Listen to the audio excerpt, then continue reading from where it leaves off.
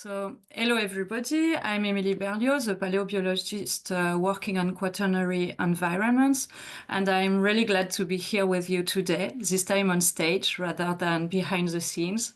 So today I'm going to share with you a study I carried out as part of my Marie Curie EnviNext project in Evo Adapta Lab, led by Annabelle and Marin-Arroyo in Santander, Spain. Marine isotopic stage 3 was a time of strong climatic instability with repeated shifts that deeply affected ecosystem. In Europe, this period saw the gradual disappearance of Neanderthal and the arrival of the first Homo sapiens. Understanding how these global changes impacted local environment and shaped human adaptation is essential. Here we will focus on Isturitz, which is a key site for this period, to address two questions. How did the relationship between humans, their prey, and the environment evolve during these climatic fluctuations?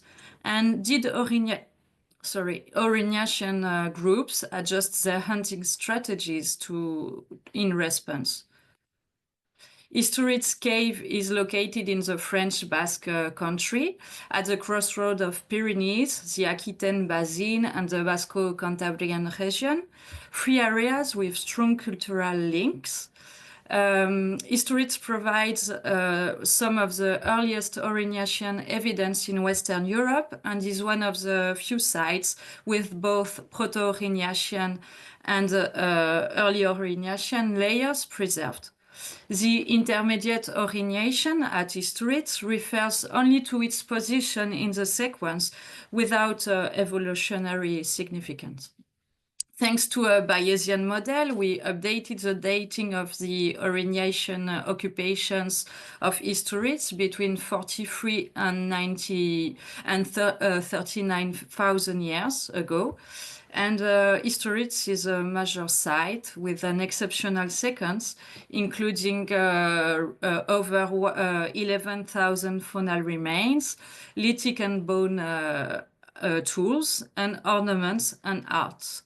Recent excavations using modern method and radiocarbon dating provide us with a high-resolution data. The faunal assemblage in the three Aurignacian units are dominated by a trio: horses, bovines, and reindeer. And we applied complementary methods to a total of 171 animal remains to investigate the paleoecology of these herbivores. Today, I will focus on horses, the principal prey of Aurignacians at Isturitz, which accurately reflects the trends observed throughout the sequence. First, we applied dental microwear texture analysis. So this method records the type of food eaten in the last days or weeks before death. It reflects whether the animal were grazing on abrasive grasses or browsing softer vegetation, and it helps us to understand the environment just before death and provide clues about the hunting context. Next, we analyzed carbon and oxygen isotopes in tooth enamel.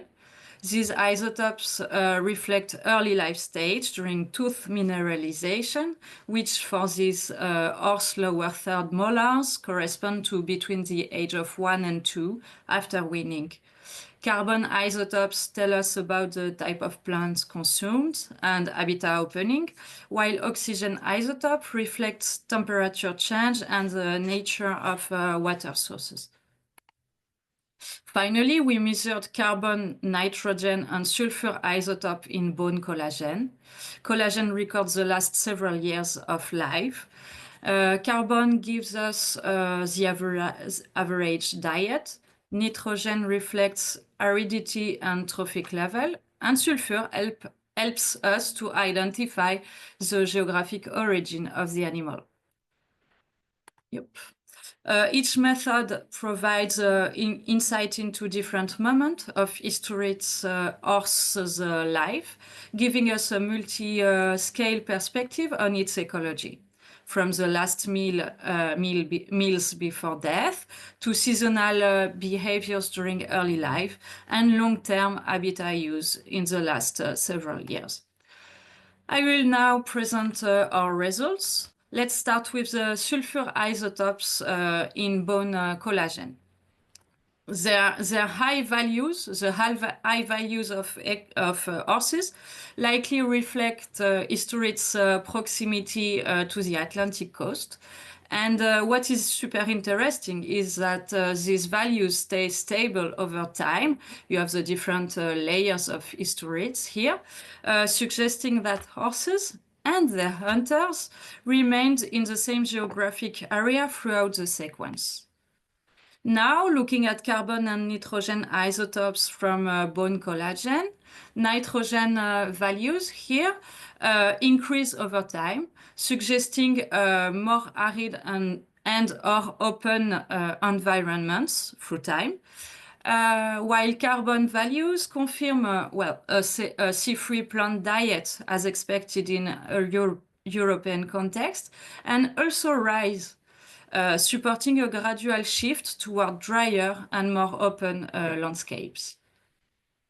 Enable carbon isotopes show the same trend with higher values over time, with confirming the increasing aridity and landscape opening. Meanwhile, oxygen values decrease, indicating a colder and drier conditions after the proto-Aurignacian. Together, these results point to a clear climatic deterioration during the intermediate Aurignacian. Despite environmental cooling and opening, horse dental microwear texture remains stable throughout the sequence. Compared with modern ungulate that are illustrated in gray here, modern ungulates with a well-known diet, the dental microwear textures of horses indicate a consistent, abrasive, grass-rich diet. These results could be interpreted in terms of dietary selectivity of these animals, since horses are classically associated with open environments and grazing diet, although the ecological reality could be a bit more complex.